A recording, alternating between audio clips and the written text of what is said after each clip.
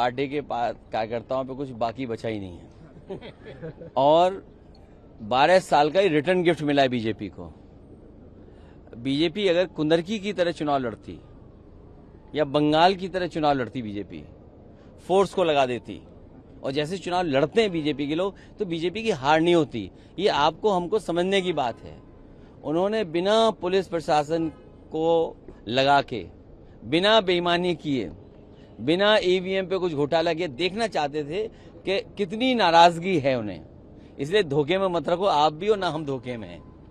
ये हार नहीं है, उन्होंने अपना तय किया है कि बिना बेईमानी के जनता कितना वोट देगी। अगर कुंदरकी जैसा चुनाव लड़ते, रामपुर जैसा चुनाव लड़ते, यूपी के बाई इलेक्शन थे उस तरह चुनाव लड़ते, तो क्या बीजेपी हारती? क्या बंगाल में हमने नहीं देखा कैसे चुनाव था?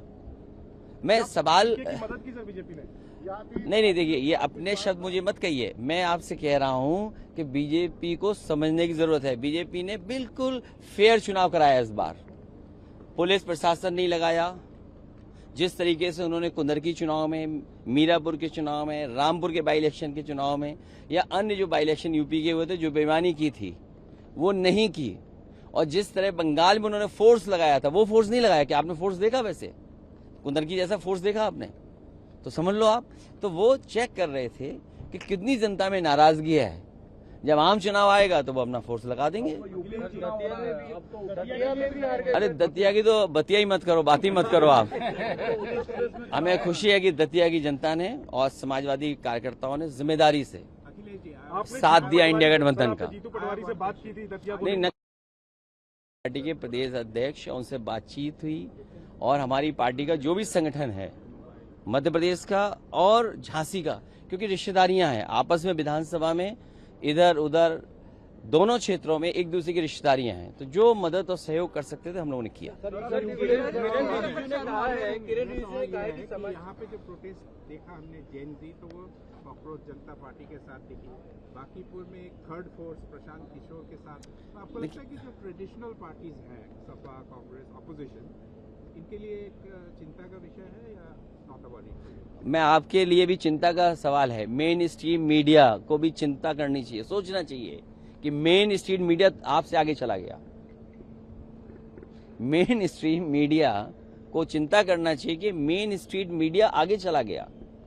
जो लोग सड़क पे थे, जो बीच में थे जनता के, आप पहुंच नहीं पाए, वो कारण मैं नहीं बोलना चाहता हूं, आपको भी जाना चाहिए था। इसलिए किसी को चिंता करने की जरूरत नहीं है। बीजेपी ने बहुत फेयर इलेक्शन कराया है। अगर फेयर इलेक्शन जैसे कुंदरकी में हुआ था, बंगाल में हुआ है या अन्य बाई इलेक्शन हुए, वो फुटेज हैं आपके पास, आर्काइव में चीजें, अगर वो आप देख लें तो आप खुद समझ जाएंगे कि बीजेपी ने अपने आप को चेक करने के लिए, और फिर सुनना तो ये मैंने है कि मिठाइयां जीत की तरफ तो बटी बटी हैं, लेकिन बीजेपी के अंदर भी मिठाई लड्डू बटे हैं। ये क्या कारण है? सदन में रिजिजू साहब ने बोला कि जो लोग राम मंदिर का विरोध करते थे, जिन्होंने गोलियां चलवाई, वो उनका कोई हक नहीं है राम मंदिर पर चर्चा करने की। ये बहुत सामान्य ज्ञान की बात है। इस बात को इसलिए नहीं छेड़ना चाहिए कि आप भी कानून को समझते हैं, आप भी चीजों को समझते हैं। एफआईआर किस पे दर्ज हुई? सुप्रीम कोर्ट ने अपने फैसले में क्या कहा? आखिरी में यही कहा कि जिनके ऊपर केस चल रहे हैं उनके केस खत्म नहीं होंगे, वो चलते रहेंगे। तो केस किसके ऊपर हुआ? केस किसके ऊपर हुए?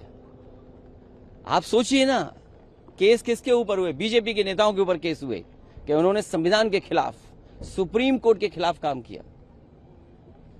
अब तो चुनाव का दंगल यूपी में होगा सर। क्या पप्पू यादव अगर दंगल होगा तो दंगल में तो समाजवादी ही लोग जीतेंगे। पप्पू यादव का जो उस दिन जो नाटक था राम मंदिर चंदा चोरी को लेकर के, राम गोपाल जी ने कहा कि वो उचित नहीं था। देखिए चाचा, ऑलरेडी राम गोपाल चाचा क्या कह रहे हैं वो बात नहीं है।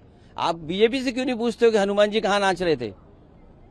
आपका क्यों ये मेन स्ट्रीम मीडिया कहाँ चला जाता है? मुझे याद नहीं है कौन सा चैनल है आपका। लगता है आपने हनुमान जी को नाचते हुए नहीं देखा। बड़ा खराब है, रेटिंग खराब है आपकी।